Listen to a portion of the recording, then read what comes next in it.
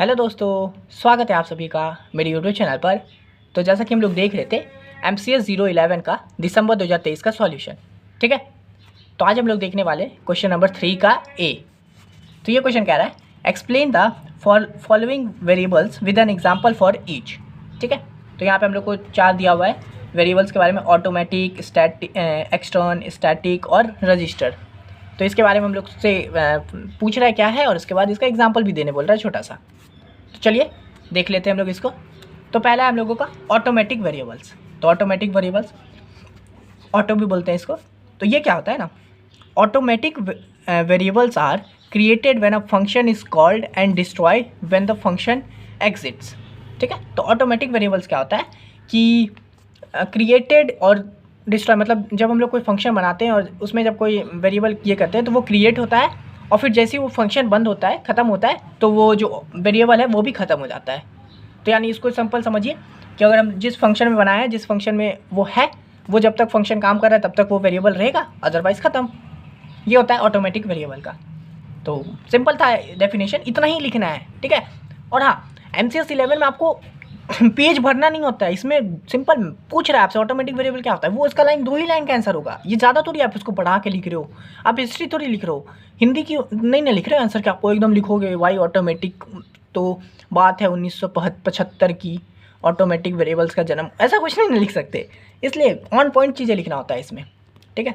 चाहे 10 मार्क्स का क्वेश्चन हो, इतना ही लिखोगे, एग्जाम्पल भी इतना ही दोगे, है ना। तो चलिए एग्जाम्पल इसका देख लेते हैं। तो मैंने देखिए इस बार एग्जाम्पल में पूरा अच्छे से कोड एक छोटा सा करके दिखाया है। क्या आप ये करना ज़रूरी है एग्जाम्पल में आप लिखोगे पूरा कोड? नहीं, आप मेन चीज़ जो पूछ रहा है ऑटोमेटिक वेरिएबल्स, तो आपका जितना ऑटोमेटिक वेरिएबल्स जिससे पता चल सकता है उतना ही लिखोगे तो भी चलेगा, ठीक है।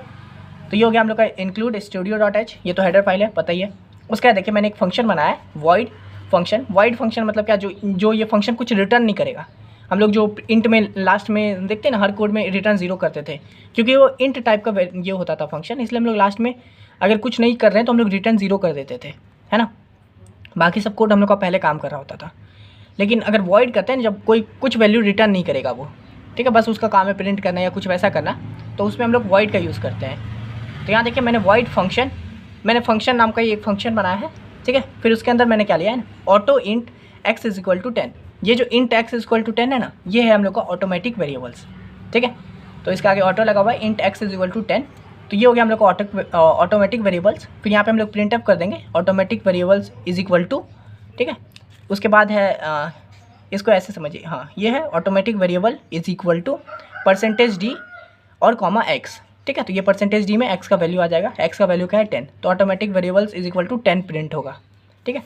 और इसके बाद देखिए मैं इंट मेन में आया हूँ, और इंट मेन में मैंने ये वाला फंक्शन कॉल कर दिया है। ये जो लाइन लिखा हो ना फंक्शन, ये है हम लोगों का फंक्शन कॉल किया हूँ, ये वाला फंक्शन मैंने कॉल कर दिया है यहाँ पे। और फिर लास्ट में बस रिटर्न 0 इंट मेन में, और मैं कुछ नहीं किया हूँ, बस फंक्शन कॉल कर दिया हूँ।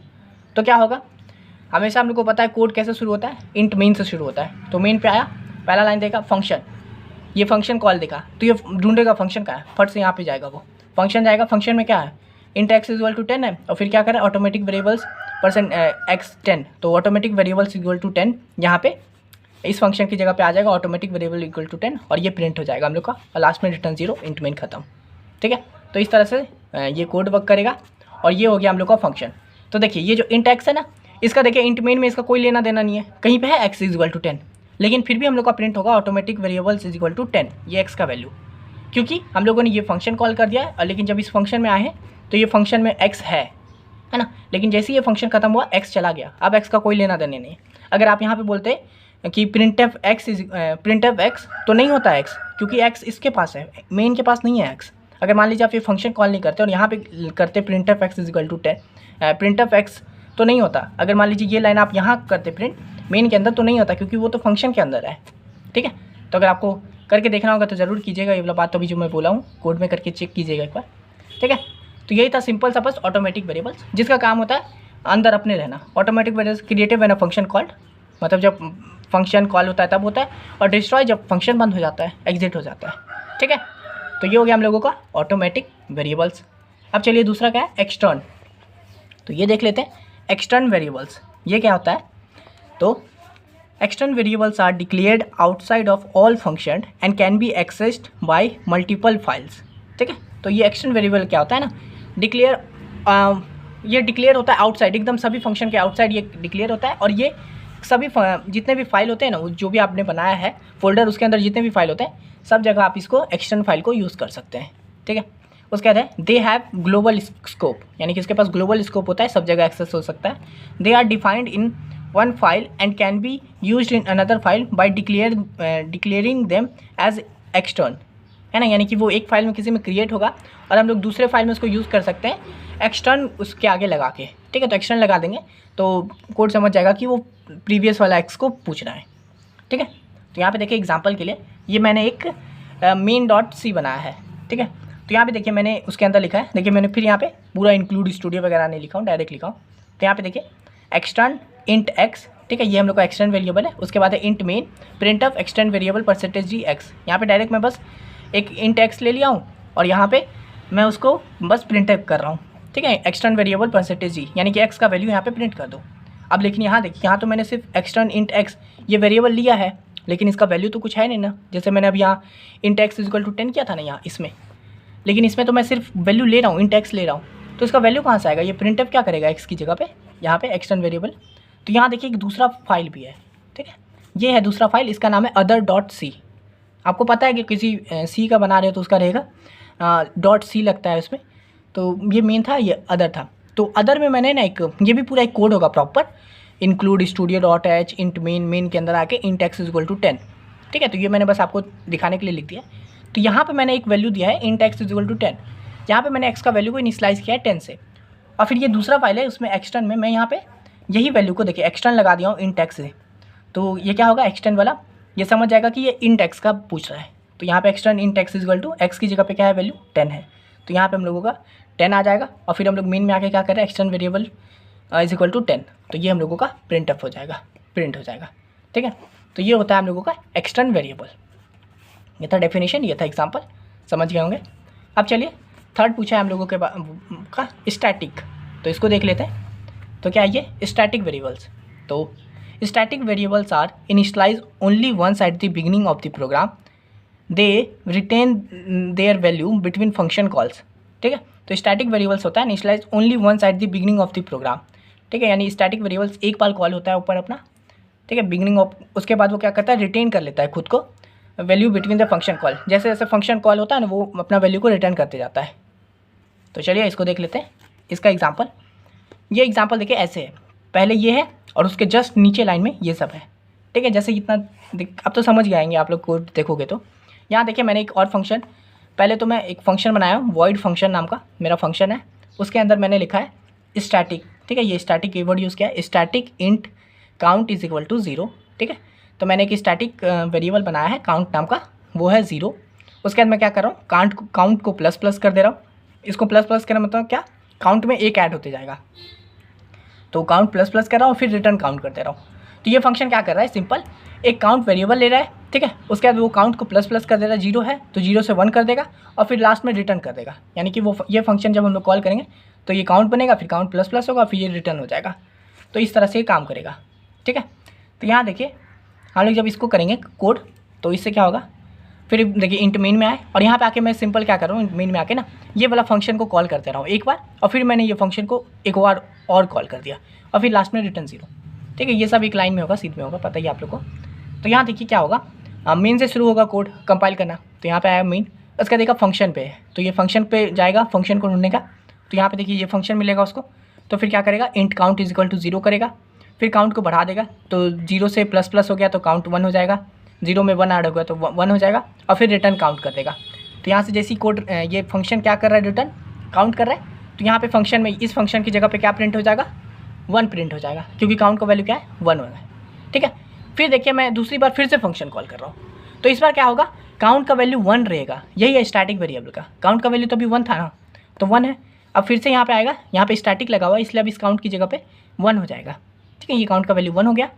अब क्या होगा, फिर यहाँ पे काउंट प्लस प्लस होगा, तो 1 + 1 हो जाएगा 2, और फिर है रिटर्न काउंट, तो यहाँ से फिर से काउंट रिटर्न हो जाएगा, तो ये फंक्शन पे क्या प्रिंट हो जाएगा, 2 प्रिंट हो जाएगा। फिर मान लीजिए एक और फंक्शन कॉल करते तो तभी काउंट का वैल्यू 2 रहता, फिर 2 + हो जाता 3 हो जाता, रिटर्न काउंट रिटर्न 3 होता। फिर यहाँ पे तीसरा फंक्शन जब कॉल करते तो काउंट का 3 रिटर्न होता वैल्यू। ठीक है, और फिर लास्ट में रिटर्न 0। आप ये वाला फंक्शन कभी ज़रूर, अगर आपको कंप्यूटर में कर रहे हो, लैपटॉप में कर रहे हो, तो एक बार ज़रूर कीजिएगा, इस कोड को अच्छे से लिखिएगा, पता है ना, इंक्लूड स्टूडियो, उसके बाद ये सब फंक्शन बनाइएगा। तो यही था स्टैटिक वेरिएबल्स के बारे में। अब चलिए हम लोग देख लेते हैं इसका लास्ट क्या है, रजिस्टर। तो ये क्या होता है, तो यहाँ देखते हैं रजिस्टर वेरिएबल्स। तो register variables are stored in the CPU register for faster access. They are using the register keyword.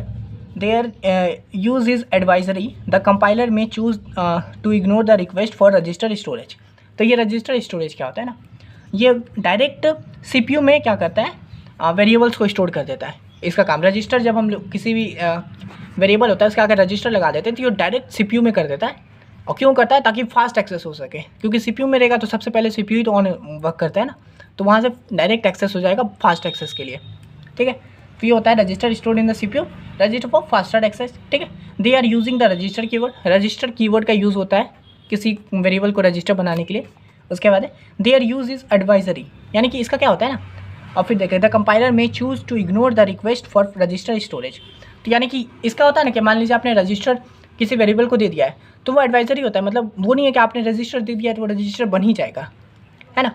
वो क्या करेगा, कंपाइलर चेक करेगा, हो सकता है कंपाइलर इग्नोर कर देगा कि नहीं भाई ये रजिस्टर पे नहीं बनेगा, क्यों, क्या हो सकता है क्योंकि रजिस्टर में जगह ही नहीं है ना, उसकी नीड ही नहीं है, तो वो कंपाइलर के ऊपर है, हो सकता है वो इग्नोर कर दे। तो वही है, देखिए the compiler may choose to ignore the request for register storage, यानी कि आपने जो जिस वेरिएबल को सोचा कि मैं इसको रजिस्टर में डालूंगा स्टोरेज में, तो वो कंपाइलर इग्नोर कर सकता है, क्योंकि ड्यू टू कुछ ये हो गया, मतलब रजिस्टर में स्पेस ही नहीं है, तो कहाँ से रजिस्टर वेरिएबल बनेगा। ठीक है, तो ये हो गया रजिस्टर वेरिएबल। इसका एग्जांपल देख लेते हैं। इंट मेन है, उसके आगे रजिस्टर इंट एक्स, तो ये जो एक्स वेरिएबल है वो रजिस्टर में स्टोर करना चाहते हैं, एक्स इक्वल टू 10, यानी कि इसका वैल्यू जो है, इसका मेमोरी जो मैं रजिस्टर में डालना चाहता हूँ डायरेक्ट CPU में। और फिर मैं क्या कर रहा हूँ, print f register variable is equal to %d x, तो एक्स का वैल्यू क्या आ जाएगा, इस %d में आ जाएगा, तो register value is equal to 10 आ जाएगा, रिटर्न 0। अब यहाँ पे ये जो है हम लोग का रजिस्टर वेरिएबल है, हो सकता है ये रजिस्टर वेरिएबल चला जाए डायरेक्ट क्या बोलते हैं CPU में चला जाए, रजिस्टर बन जाए, या फिर हो सकता है कि कंपाइलर इसको नहीं भेजे रजिस्टर में, क्योंकि रजिस्टर में स्पेस ना हो, बस इतना ही है और कुछ नहीं है ये चीज़। तो ये हो गया हम लोग का रजिस्टर वेरिएबल। ठीक है, तो हम लोगों ने इसमें 3 का A नंबर देख लिया, ऑटोमेटिक देख लिया, एक्सटर्न देख लिया, स्टैटिक देख लिया, रजिस्टर देख लिया, सभी के बारे में देख लिए, साथ में एग्जाम्पल भी देख लिए। आशा करते हैं समझ में आ गया होगा आप लोग को। ये 10 मार्क्स का क्वेश्चन है। अब चलिए हम लोग इसका 3 का B नंबर भी देख लेते हैं। तो देखिए 3 का B नंबर क्वेश्चन क्या कह रहा है। तो ये क्वेश्चन है, write a program in C to award grade to the student depending on the marks. ठीक है, तो इसमें क्या क्या है, if marks is greater than 75 तो ग्रेड A रहेगा, और अगर 60 और 65 के बीच में है तो ग्रेड B रहेगा, 50 और 60 के बीच में है तो ग्रेड C रहेगा, और 40 और 50 के बीच में है तो ग्रेड D रहेगा, और अगर 40 से कम है यानी लेस देन 40 है तो ग्रेड हम लोग का E रहेगा। तो देखिए इस तरह का क्वेश्चन आप काफ़ी बार सुने होंगे कि ऐसे ग्रेड बनाने बोलता है और वो आपको कुछ मार्क्स दे दिया रहेगा, इससे ज़्यादा है तो ये सब करो। तो देखो ये क्वेश्चन ही है, और ज़्यादा बिल्कुल हार्ड नहीं है। आप अगर आपको अभी तक ये प्लेलिस्ट को फॉलो करते आ रहे हो तो आपको इफ़ एल्स वाला कंडीशन पता ही होगा, और अगर इफ़ एल्स वाला कंडीशन पता है तो सिर्फ वही लगने वाला है। ठीक है, तो चलिए ये देखिए क्वेश्चन ये भी 10 मार्क्स का है, तो इसको करते हैं। तो ये तो पहला हैश इंक्लूड studio.h हम लोग को पता है हेडर फाइल है, ये तो देना ही है C के प्रोग्राम में, तो हो गया। उसके बाद आ गए इंट मेन में आए। अब देखिए यहाँ पे हम लोगों को 2 वेरिएबल चाहिए होगा, एक इंट मार्क्स नाम का जिसमें हम लोग मार्क्स देगा हम लोग को यूज़र, है ना, तो वो मार्क्स देगा, उससे फिर हम लोग डिसाइड करेंगे कि इसका कौन सा ग्रेड बनेगा। तो ये है इंट मार्क्स वेरिएबल। उसके बाद है ये कैर ग्रेड। ठीक है, एक हम लोग को ग्रेड भी है ना, फिर लास्ट में ग्रेड हम लोग को शो करना है, तो हम लोग को ग्रेड का भी पता होना चाहिए ना। तो एक वेरिएबल ले लिया है ग्रेड नाम का, जिसका टाइप क्या है, तो कैरेक्टर टाइप का है, CHAR कैर। ठीक है, तो ये कैरेक्टर टाइप का है जिसमें हम लोग का ABCD वगैरह आएगा। ठीक है, तो ये हम लोगों ने 2 वेरिएबल ले लिया है।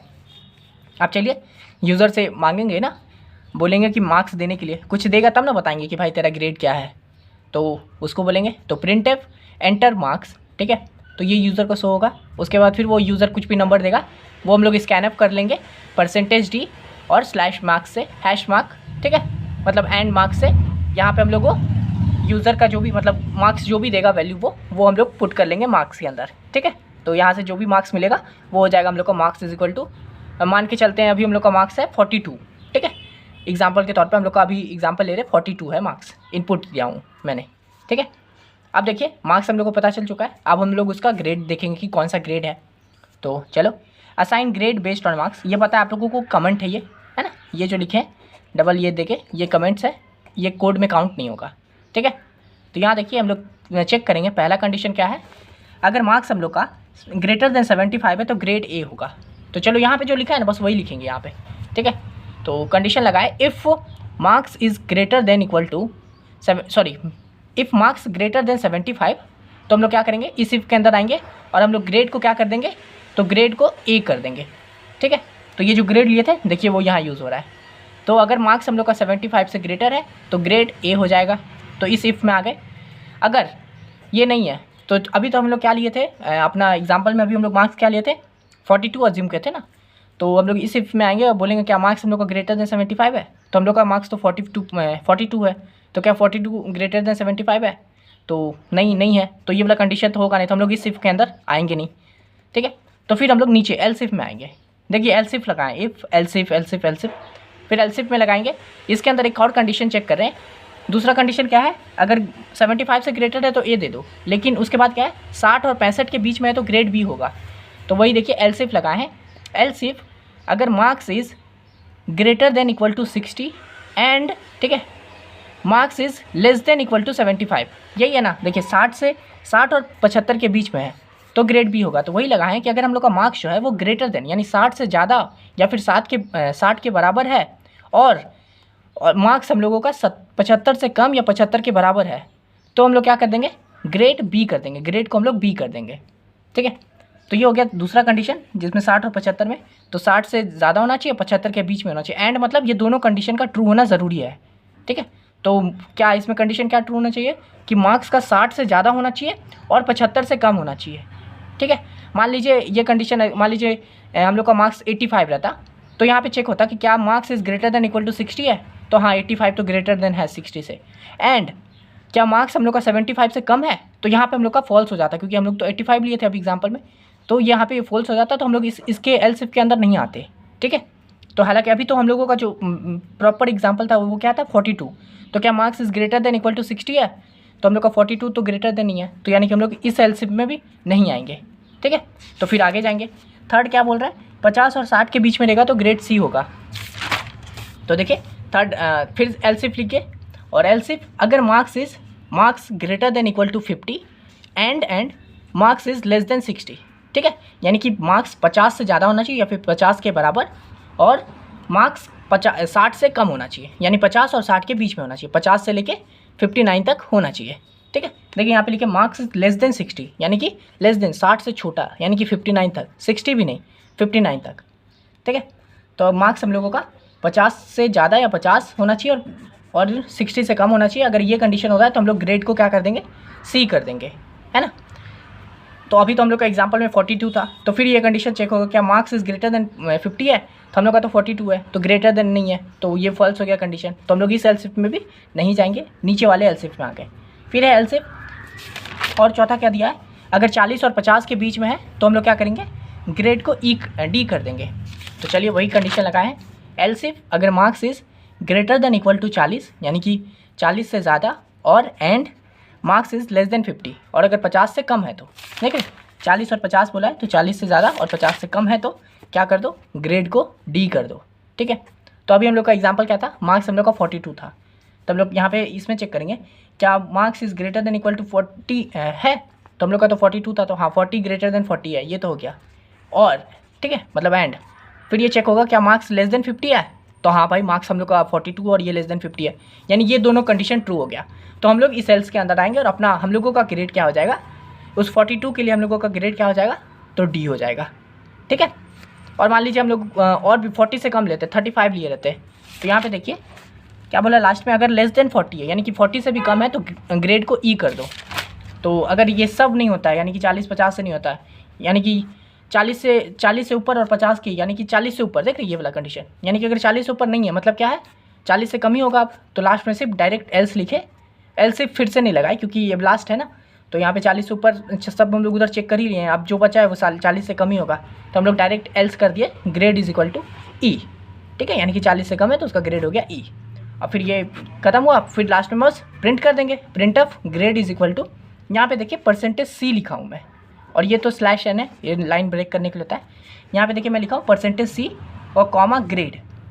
तो देखिए अब तक हम लोग लिखते थे परसेंटेज डी, तो मैंने आपको बताया था कि परसेंटेज डी किस लिए यूज़ होता है, इंटीजर वैल्यू को, है ना, जो वेरिएबल्स जो इंटीजर 1 2 3 होता है उसको अगर प्रिंट करवाना हो, उसको एक्सेप्ट करना हो तो परसेंटेज डी का यूज़ होता है।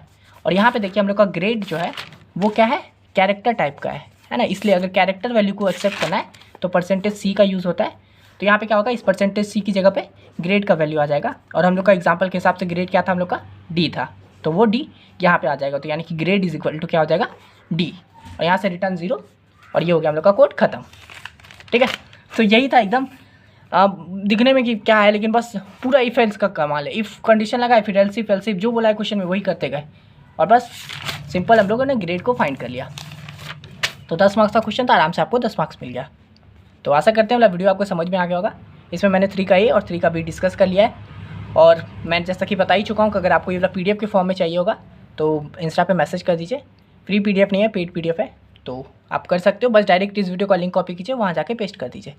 ठीक है, और अगर आप लोग नए हो तो मैं इस चैनल पे प्रॉपर पढ़ाई करवाता हूँ इग्नू BCA से रिलेटेड, तो आप वो जरूर देख लीजिएगा। आप अगर सेकंड सेमेस्टर में हो तो आपके सब्जेक्ट का भी बहुत सारा करवा दिया हो, तो एक बार जरूर चैनल को चेकआउट कीजिए, प्लेलिस्ट वाले सेक्शन में जाइए और वहाँ देखिए। ठीक है, आपको बहुत काम का कंटेंट दिखेगा, और ये चैनल अभी भी काम का है, और जब तक आप BCA में हो तब तक ये चैनल आपके काम का है ही, तो इसे ज़रूर कंसिडर कीजिएगा सब्सक्राइब करने का।